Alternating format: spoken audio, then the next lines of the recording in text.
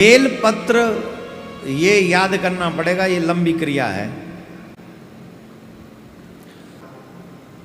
और श्रावण मास में हर दिन लोग चाहते हैं कि बिल्व पत्र मिले तो बाबा पे चढ़ाएं। एक और विशेष बात हम बता दें, जिस दिन विशेष दिन माना गया है सोमवार, उसी दिन बेल पत्र नहीं तोड़ना चाहिए।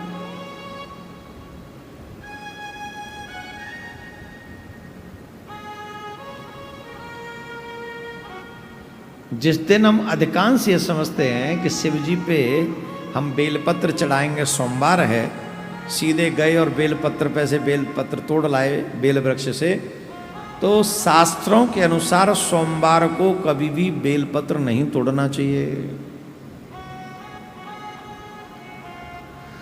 सिर्फ सोमवार को नहीं तोड़ना चाहिए। कि कब नहीं तोड़ना चाहिए, बोले लंबी लिस्ट है, सुन लो। लिस्ट लंबी है, सिर्फ सोमवार तक सीमित नहीं है। सुनो, चतुर्थी को कभी भी बेलपत्र नहीं तोड़ना चाहिए। अष्टमी को कभी भी बेलपत्र नहीं तोड़ना चाहिए। नवमी को कभी भी बेलपत्र नहीं तोड़ना चाहिए। द्वादशी को कभी भी बेलपत्र नहीं तोड़ना चाहिए। चतुर्थी को कभी भी बेलपत्र नहीं तोड़ना चाहिए। अमावस्या को कभी भी बेलपत्र नहीं तोड़ना चाहिए। पूर्णिमा को कभी भी बेलपत्र नहीं तोड़ना चाहिए। संक्रांति को कभी भी बेलपत्र नहीं तोड़ना चाहिए। और सोमवार को कभी भी बेलपत्र नहीं तोड़ना चाहिए। बोलो भोले बाबा की जय। अब इससे भी कठिन बात एक और सुना देते हैं, दोपहर पीछे कभी भी बेलपत्र नहीं तोड़ना चाहिए।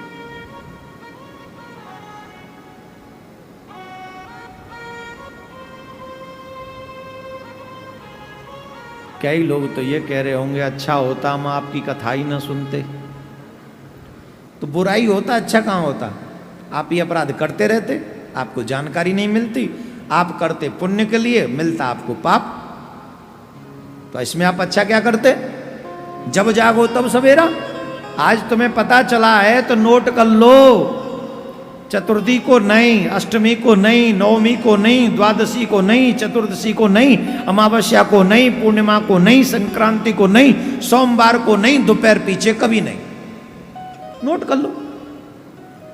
अब बोले महाराज अगर इन दिनों में सेवा करनी हो बाबा की और बेलपत्र के बिना पूरी नहीं होती पूजा, तो फिर बेलपत्र न चढ़ाएं। चढ़ाएं क्यों नहीं चढ़ाएं?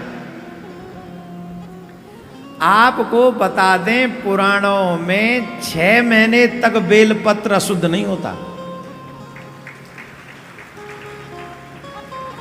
आप जल छिड़क कर एक बेलपत्र दूसरे दिन भी इस्तेमाल कर सकते हो और वही पुण्य मिलेगा। अरे ये तो फिर भी कुछ भी नहीं। दूसरा अगर कोई मंदिर में बेलपत्र चढ़ा के चला गया है, अगर उसका बेलपत्र उठा के उसमें जल छिड़क के भी आप चढ़ा दोगे तो भी बाबा उसको पुण्य आपको देंगे।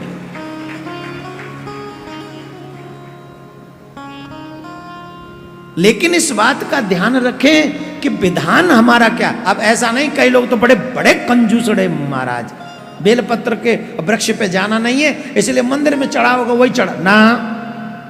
अगर दिन है, मॉर्निंग का समय है, ला सकते हो, पास में व्यवस्था है तो जाओ लेके आओ। पहला क्रम वही श्रेष्ठ है। अब चतुर्दशी आ गई, अमावस्या आ गई, पूर्णिमा आ गई, सोमवार आ गया, द्वादशी आ गई, अगर ये कोई क्रम आ गया तो फिर आप पहले रखे हुए बेलपत्र का ही प्रयोग करें। अब बताइए, आपको नई नई जानकारी मिल रही है कि नहीं मिल रही है? कथा कभी पुरानी नहीं होती। कथा हमेशा कन्हैया की तरह नूतन होती है। कृष्ण का नाम है नूतन। नूतन माने नित्य, न्यू, एवरीडे न्यू।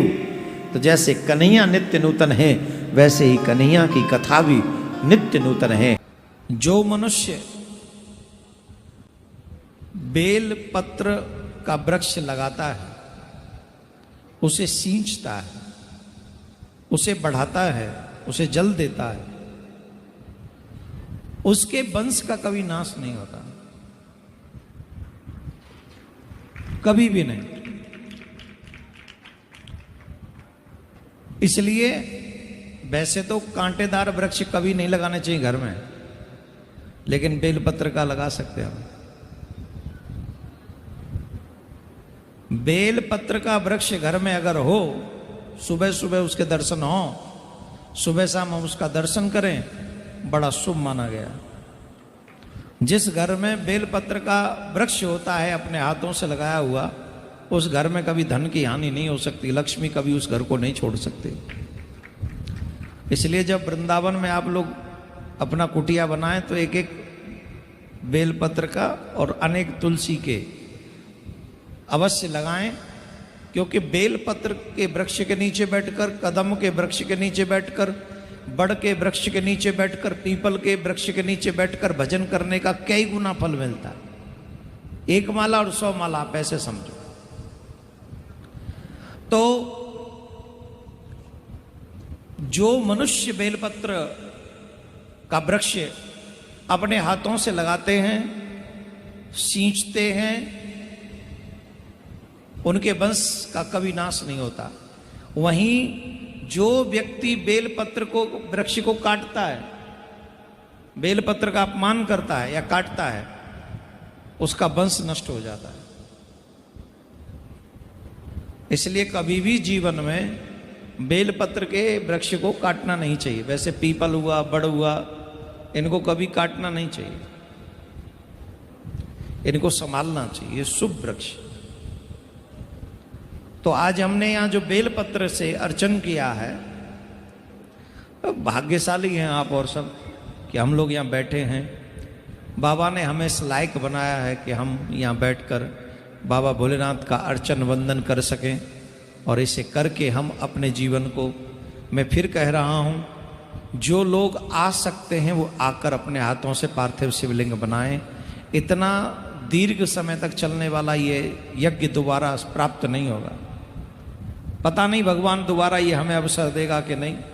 अब अगर दिया है तो जितने भी लोग विश्व में कहीं सुन रहे हैं, एक बार आप मन अवश्य बनाइए कि हम वहाँ जाएंगे, अपने हाथों से पार्थिव शिवलिंग बनवाएंगे।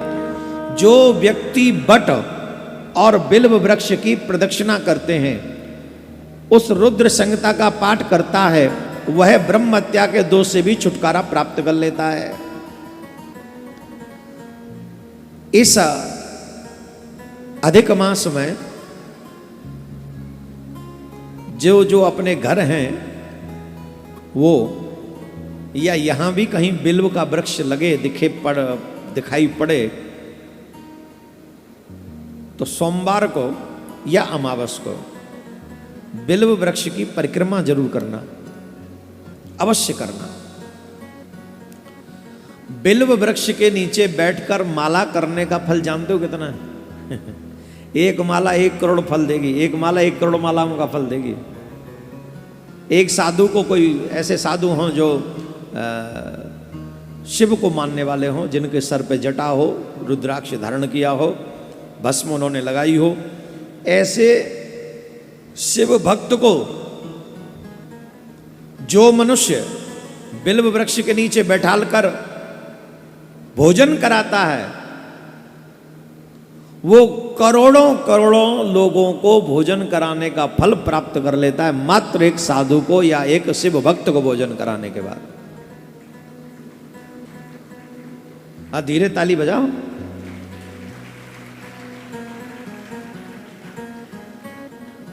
इसलिए बिल्व पत्र को, बिल्व के वृक्ष को अपने घर में लगाना चाहिए, शुभ होता है, बहुत शुभ होता है। दर्शन मात्र से, हमने आपको बोला था ना, सुना था कि नहीं?